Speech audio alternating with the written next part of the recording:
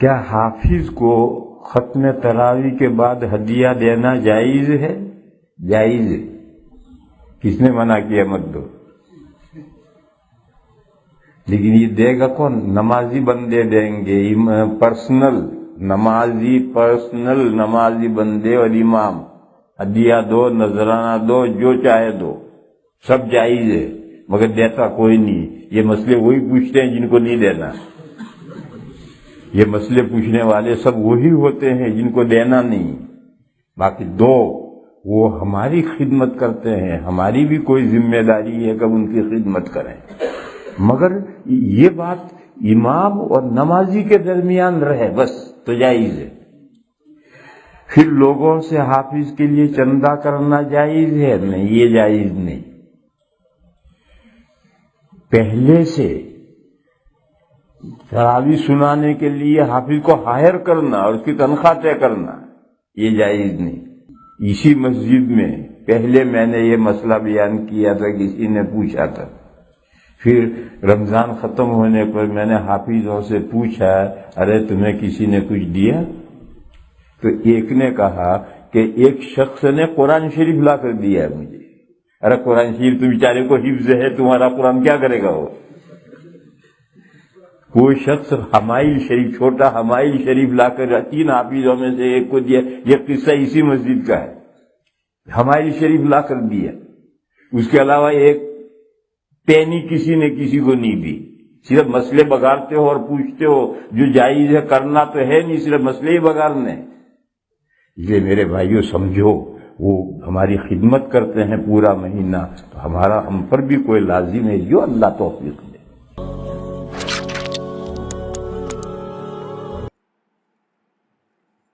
नहमदुहु व नुसल्ली अला रसूलिहिल करीम। বহুল আলোচিত মসলা তারাবির হাফেজ সাহেবদের হাদিয়া নিয়ে না।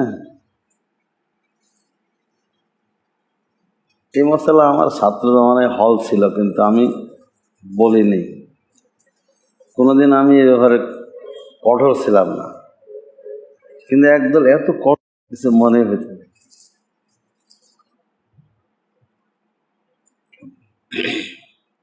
আমরা এমন ওস্তাদের কাছে পড়েছি, আলহামদুলিল্লাহ 1396 হিজরিতে ইন্তেকাল করেছে। 96। और मुफ्ती आजम सानी एक फतवा, तरावी और ईदैन के इमाम के लिए चंदा करने का हुक्म। तरावी ईदैन के इमाम इस्तिफ्ता, एक शख्स जुमा और ईदैन और तरावी माह सलात ईशा के इमाम है, खतीब, अब तरावी पढ़ा और ईशा नमाज़ इमाम और सलात जुमा की इमामत के लिए तनख्वाह मुकर्रर किया हो। शुद्ध जुमार बेतन ठीक है, तरावीर ठीक नहीं, इशारो ईদের নামাজের বেতন ঠিক। এখন প্রশ্ন করতেছে, लेकिन सलात ईदैन के लिए और तरावी माह सलात ईशा की इमामत के लिए तनख्वाह मुकर्रर ना हो, अब बिला ताइन या बिताइन सलात ईदैन और तरावी के लिए मुसल्लियों अगर बखुशी कुछ रुपया बतौर तनख्वाह या हदिया दे दे तो उस इमाम मुस्कुर के लिए जायज़ होगा या ना? एलो प्रश्न। अब जवाब, अगर तरावी के अंदर ख़त्म कुरान किया जाए, अगर तरावी के अंदर ख़त्म कुरान किया जाए तो दूसरी नमाज की इमामत की मकदार उजरत दुरुस्त होगी। उजरत हदिया ना, बेतन।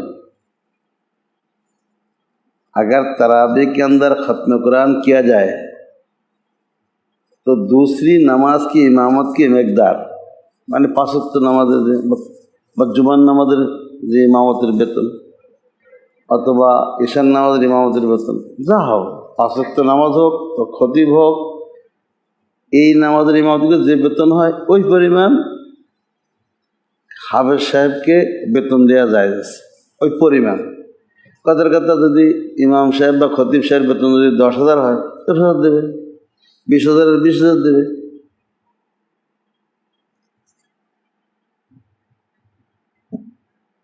एक पता बुझा है। अगर तरावी के अंदर ख़त्म कुरान किया जाए तो दूसरी नमाज की इमामत की मकदार उजरत दुरुस्त होगी,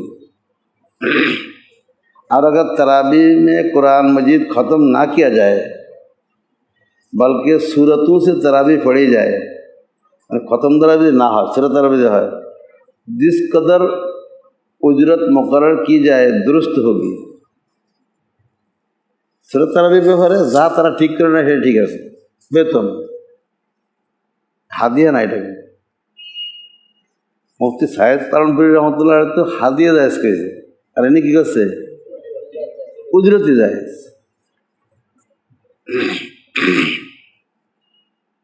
থাকলো কি আর? খতম তারাবির জন্য করছে ইমাম সাহেবের পরিমাণ দেবে, আর সূরা তারাবির জন্য তারা যা ঠিক করে দেয় তাই দেবে। কিরে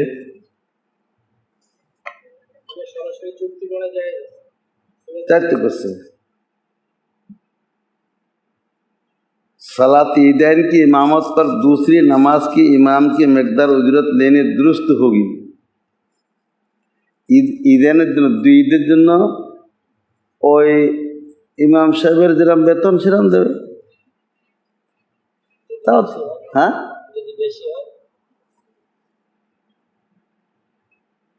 আর ওই পরিমাণ তো জায়েজ হয়েছে, ইমাম সাহেব জায়েজ হয়েছে। বেশি তো প্রশ্ন করলে প্রশ্ন জবাব হবে। কত আগের মশলা এটা, এটা কত আগের মশলা বলেনি আগে। এখন প্রশ্নর শিরোনামের সাথে মিলতেছে না তো। তারাবি और ईदैन की इमाम के लिए চাঁদা करने का हुक्म, এসে শিরোনাম। মাঝখান দিয়ে কী হচ্ছে সব প্রশ্ন উত্তরের সাথে। আচ্ছা এবার আসো, हमारे यहाँ नमाज ईद के बाद मुसल्ली से जो रुपया इमाम के लिए उठाया जाता है बेदात है। इमाम साहब ने चंदा उठाया जाए, ये बेदात का सवाल। अगर बखुशी न हो तो हराम पर भी मुश्तमिल है। यदि मुसल्लीरा खुशी खुशी ना देय तो लज्जाয় पड़े देते तो आरो हाराम हो जाए, और खुशी दिले बेदात हो जाए। मसला नदी चले गেল, বেতন ফান্ড থেকে দাও। মানুষের কাছে ঈদের মাঠের থেকে কালেকশন করে দেবে কেন? কাতাবাহু বান্দা নূর আহমদ উফি আনহু দারুল উলুম ইসলাম হাটাদারি। এটা হলো 1381 হিজরি। 1300 এখন কত হিজরি? 1400 কত বছর আগে?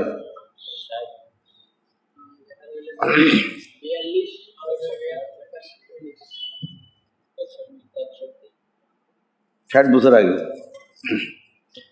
আল জওয়াব সহি ফয়জুল্লাহ আফাল্লাহ আনহু।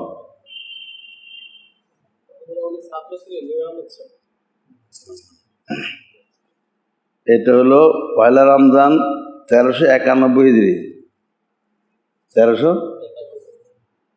ওনারটা ছিল 81-91। কত বছর? 10 বছর পরে সই করেছে।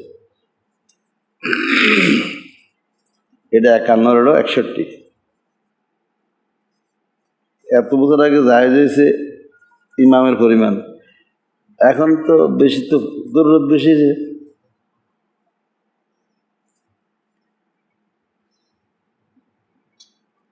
আগে আমাদের কমিটি বেতন কত ছিল? 25 টাকা, 75 টাকা, তাই না? এখন কত?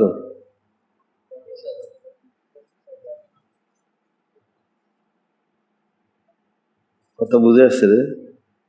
এটা একটা লিখিত পড়িত, কিন্তু যদি কারোর সন্দেহ হয় দেখে নিতে পারে। হ্যাঁ, দিল্লি সালে 433 পৃষ্ঠা। কিন্তু আমি ছাত্র দমনে জানতাম যে মশলাটা, এই জন্য আমি কোনোদিন এ ব্যাপারে শক্ত ছিলাম না, ভূমিকা কঠিন ছিল না, চুপচাপ থাকি, ঝাঁকা করে। আমি কিন্তু দিয়ে যাই। আমি হাফেজকে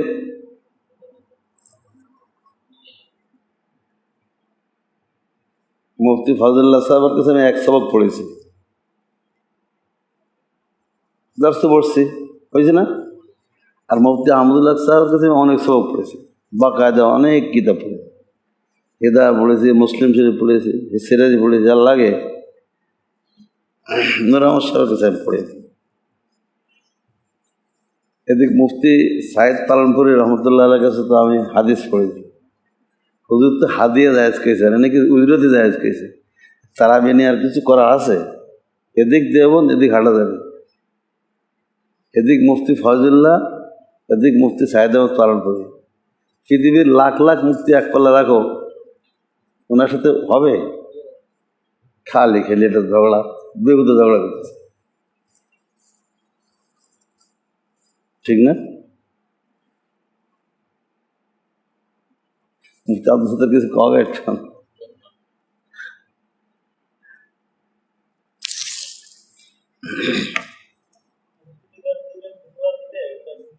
হ্যাঁ আরবি কিতাবে মশলাই নাই, তারাবির উজরত নিয়ে আরবি কোনো কিতাবে মশলাই নাই, দেবে কে দেয়? আরবি কোনো কিতাবে তারাবির হাফেজ সাহেবের উজরত জায়েজ না জায়েজ আলোচনাই নেই, দেবে কে রে?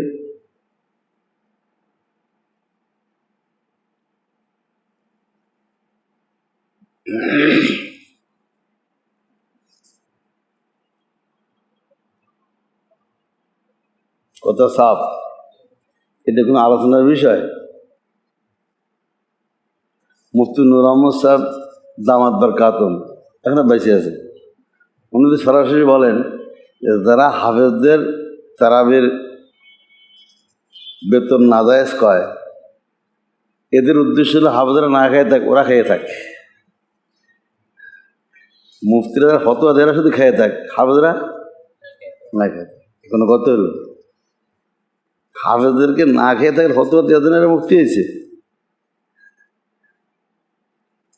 এরা মুফতি হয়েছে কি জন্যে?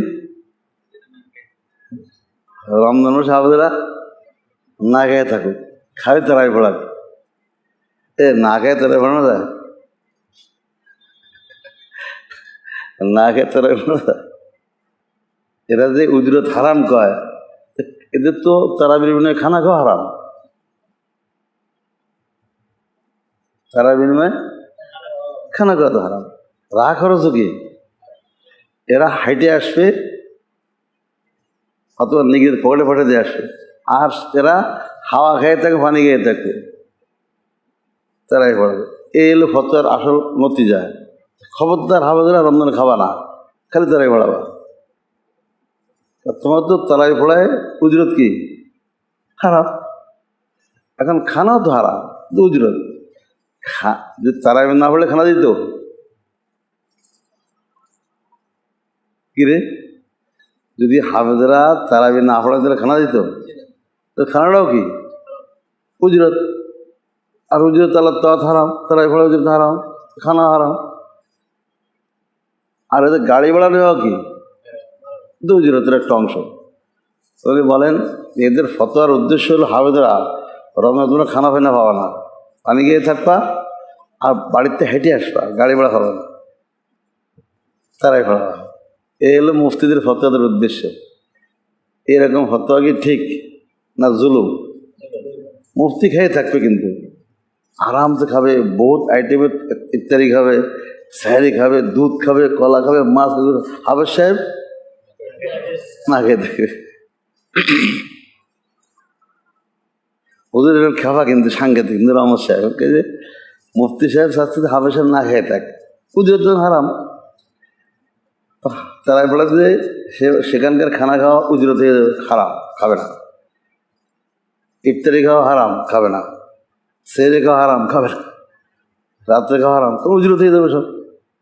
কিন্তু এ খাওয়াচ্ছে কেন? তারাই পড়াচ্ছে বলে।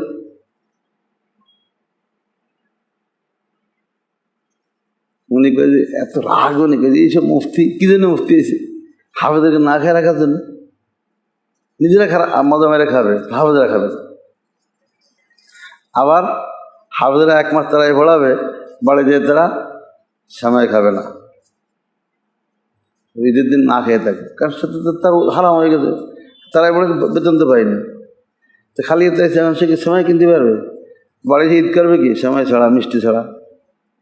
হারাম। আর কাপড় চুপড়ো নেই, পুরনো কাপড় হয়ে থাকছে, হারাম। মুফতি সাহেবরা কি খুব আরাম, নতুন নতুন কাপড় ঈদ করবে, ওনারা খুব সময় খাবে, খুব মাছ গোস খাবে, খুব মজা উড়াবে। উনি ইনসাফের কথা হলো? এই কথা বোঝেনি। এগুলা কি জন্য মুফতি হয়েছে?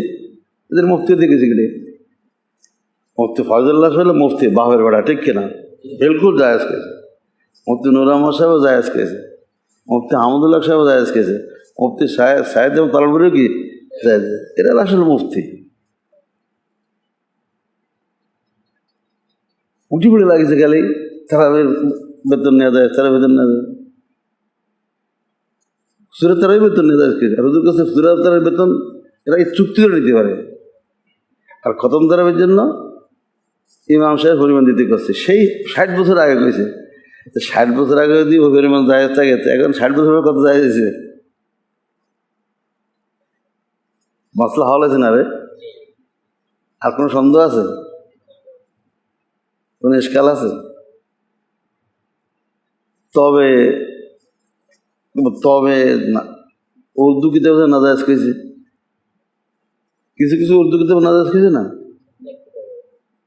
আমি বলতেই পারে একটা মশলা কত রকম মত থাকে। আমরা দেখবো যে মুফতিটা কেমন, ঠিক না? একদিকে মুফতি ফয়জুল্লাহ রহমতুল্লাহ আলাইহ, মুফতি আহমদুল্লাহ সাহেব, মুফতি নুর আহমদ সাহেব, ওদিকে মুফতি সাইদাউদ পালন করি, আর দুনিয়ার অন্য সব মুফতির আর একদিক। আমার দরকার আছে? ইখতিলাফ থাকতেই পারে, থাক। আমরা নাও খাবো না, হাও খাবো না, আমরা চুপচাপ আমল করে যাবো, ঠিক আছে? চুপচাপ। এই কথা বুঝে আসছে না? এজন্য আমি কিন্তু চুপচাপ আমল করি। অনেক রাগ, হ্যাঁ, উনি এরম করে, এরম করে, আমি খালি খালি করি। আসো, একটা জিনিস আজকে বলার নিয়ে চাইছিলাম, তো সময় কমে গেছে। রাসূল সাল্লাল্লাহু আলাইহি ওয়াসাল্লামের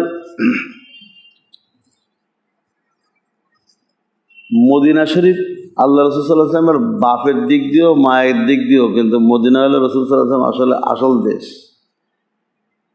কি করে তা গোড়ার কথা কি? এখানে বুখারী শরীফে একটা হাদিসের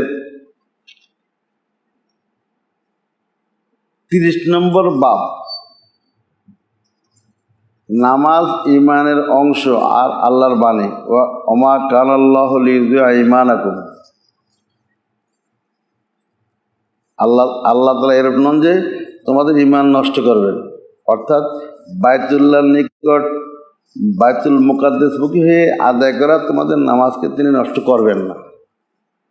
এই হলো শিরোনাম। নামাজ পূর্ণাঙ্গ ঈমানের একটি অংশ। অকল্লা তাআলা ওমা কানাল্লাহু লিইয়ুযিআ ঈমানাকুম ইয়ানি সালাতাকুম ইনদাল বাইত। এই শিরোনামে একটা হাদিস আনছেন। মানে যখন মদিনায় গেছেন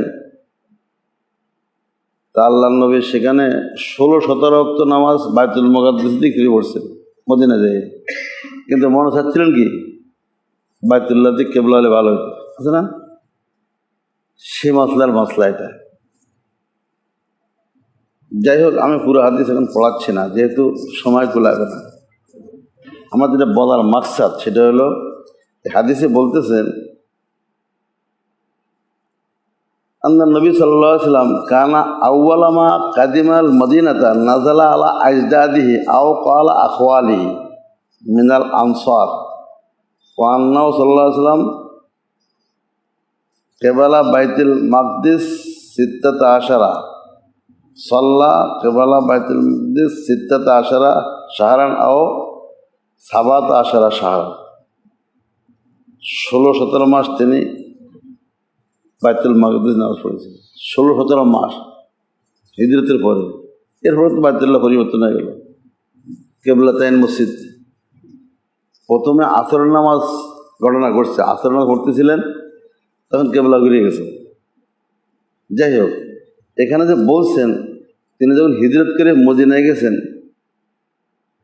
তো উনি কানা আউয়ালামা কাদিমাল মদিনাতে নাজালা আল আজদাদিহি, নানার এলাকায় নামছেন অথবা মামার এলাকায় নামছেন। নানা মামা কারা? হিজরতের মধ্যে উনি মদিনায় গেছেন, প্রথম নামছেন কোথায়?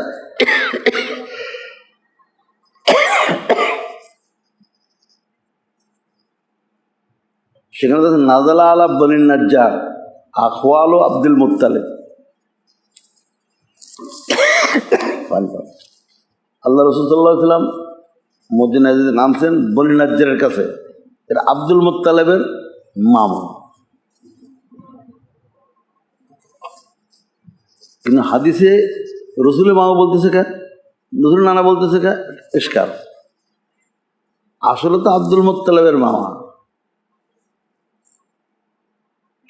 কখনো কখনো বাপ দাদার দিকেও নিসবত নাতির দিকে করা হয়, সেটা বুঝছেন।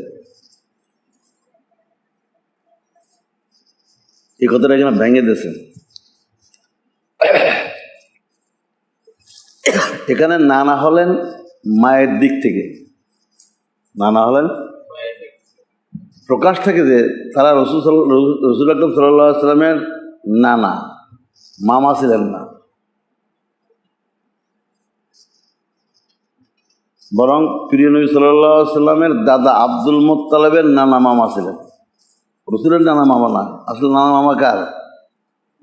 আব্দুল মুত্তালিবের। কেউ নানা কেউ মামা। যেহেতু রসুল আকরাম সাল্লাল্লাহু আলাইহি ওয়াসাল্লাম ছিলেন আব্দুল মুত্তালিবের নাতি, সেহেতু রূপকার্থে রসুল আকরাম সাল্লাল্লাহু আলাইহি ওয়াসাল্লামের দিকে সম্বন্ধ করে দেওয়া হয়। দাদার নানা নাতিরও কি? দাদার মামা নাতির মামা, এরম বলে দিয়েছে। এটা হতে পারে। হিজরতের ঘটনা সংক্রান্ত রেওয়ায়াত পরিষ্কার বিদ্যমান আছে, নাজালা আলা বনিন নাজ্জার আখওয়াল আব্দুল মুত্তালিব, আব্দুল মুত্তালিবের মামা। কত বুঝে আসছে যে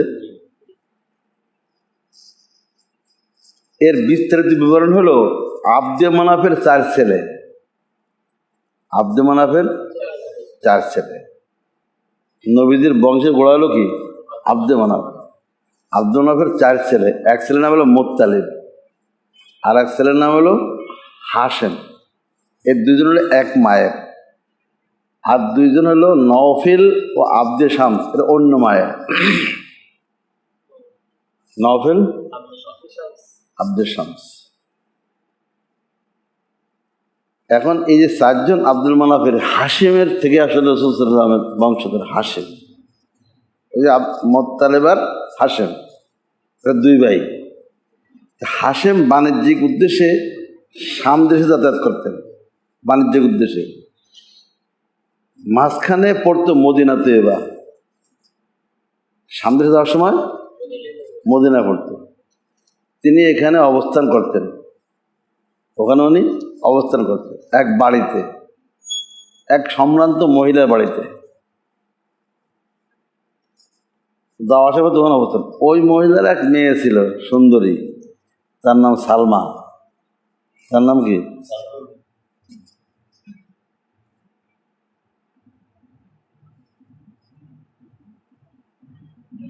হাশিমের নজর তার প্রতি পড়ল। হাশিম তারা দেখে বলছে তার বাড়ি থাকে, তিনি তাকে বিয়ের প্রস্তাব দেন। মেজবানকে বলেন কি, আপনার মেয়েকে আমার সাথে বিয়ে দিবেন, আমি ব্যবসায়ী মানুষ, মক্কা শরীফের লোক, ঠিক আছে? বিয়ের কথাবার্তা রাজি হয়ে গেল। বিয়ে এই শর্তে হলো যে সালমা স্বাধীন থাকবেন, সালমা স্বাধীন থাকবেন, বিচ্ছেদের এখতিয়ার তার কাছে থাকবে, মানে তালাকের তাফবিজ, ইচ্ছা করলে তালাক দিয়ে দিতে পারে নতুন।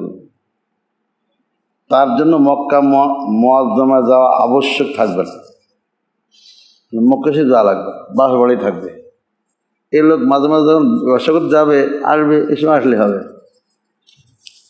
দেখতে গেল হাসিমের শর্ত মঞ্জুর করে নেন এবং বিয়ে হয়ে যায়। হাসিম এই শর্ত মঞ্জুর করে কি হয়ে যায়? বিবাহ হয়ে যায়। মোট কথা সালমা ছিলেন মদিনা মুনাওয়ারায়, তার ঘরে জন্ম হয় আব্দুল মুত্তালিব নামক এক সন্তানের। তার নাম ছিল সাইবাতুল হামদ। তার নাম ছিল কি? সাইবাতুল হামদ। আসল নাম হলো সাইবাতুল হামদ। আব্দুল মুত্তালিব আসল নাম ছিল সাইবাতুল হামদ। আব্দুল মুত্তালিব কেমন হয়েছে পরের মধ্যে? হাশেমের ইন্তেকালের সময় তিনি আপন ভাই মুত্তালিবের নিকট ওসিয়ত করেন। মুত্তালিবের নিকট, মুত্তালিবের ভাই তো, হাশেমের ভাই মুত্তালিব না, আব্দুল মান্নাফের ছেলে, দুই ভাই। হাশেম মরার আগে বলে গেছে আব্দুল মুত্তালিবকে, ভাই আমার একটা ছেলে আছে কিন্তু মদিনায়, আমি যদি মরে যাই তাহলে খেয়াল রেখে। আচ্ছা ঠিক আছে। হাশেম ইন্তেকালের সময় তিনি আপন ভাই মুত্তালিবের নিকট ওসিয়ত করেন, আমার ছেলে সাহেবের প্রতি লক্ষ্য রেখো। সাহেব যতদিন বেঁচে ছিলেন মায়ের কাছেই ছিলেন। অতবার মুত্তালিব আপন ভাইয়ের ওসিয়ত অনুযায়ী সাহেবাকে আনতে যান। ওই এর ইন্তেকালে পরে, হাশেমের ইন্তেকালে পরে মুত্তালিব আপন ভাতিজা সাহেবাকে উটের পিছনে বসিয়ে নেন, নিয়ে আসতেছে। লোকজন সাহেবাকে পিছনে হুষ্ট দেখে আব্দুল মুত্তালিব বলতে শুরু করলো, নাম হলো সাইবাতুল হামদ, আর নিয়ে আসতেছে চাচা আব্দুল মুত্তালিব। মুত্তালিব আনতেছে, আর লোকে বলতেছে কি আব্দুল মুত্তালিব আসছে। মুত্তালিব আর আব্দুল মুত্তালিব, এ দেখছে আব্দুল মুত্তালিব নাম কেমন হইল? হ্যাঁ হ্যাঁ, ইনি রসুল দাদা।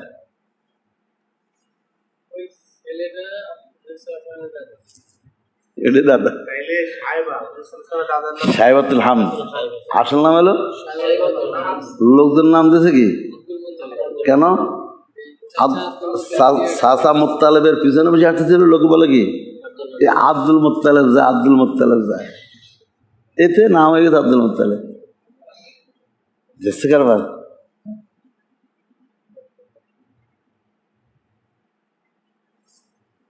লোকজন সাহেবাকে পিছনে উঠে দেখে আব্দুল মুত্তালিব বলতে শুরু। সেদিন থেকে সাহেবা আব্দুল মুত্তালিব নামে প্রসিদ্ধ হয়ে যান। এই আসল ঘটনা। হ্যাঁ, মক্কায়। এই আব্দুল মুত্তালিবের ছেলে হলো আব্দুল্লাহ, নবীদের আব্বা। কথা বুঝে আসছে রে? দাদা হলো আব্দুল মুত্তালিব, সাইবাতুল হামদ, আর এক চাচা হলো আবু তালেব। নবীর চাচা একজন আবু তালেব না, আবদুল্লাহর ভাই। এইভাবে নবী করিম সাল্লাল্লাহু আলাইহি সাল্লাম, আব্দুল মুত্তালিব তার দাদা, এরা আসলে মদিনার লোক। এরা আসলে কি বাপের দিক তো মদিনা, মায়ের দিক তো মদিনা। এই জন্যই তো আল্লাহ তাআলা ওনাকে মদিনার জন্য কবুল করেছে। আসল বংশনার কি হিজরত করে মদিনায় গেছেন, মামু খালু, মামু আর নানা এলাকায় গেছে, যেতেই পারে। মক্কার লোক মেরেই ফেলবে, আশ্রয় নিয়েছে কোথায় যায়? নানা বাড়ি আর মামা বাড়ি, সেখান থেকে দিন জিন্দা হয়েছে। মনে রাখতে পারবা? বাস তাকরার লাগবে, মোতাকরা লাগবে না তো? সুবহানাল্লাহ।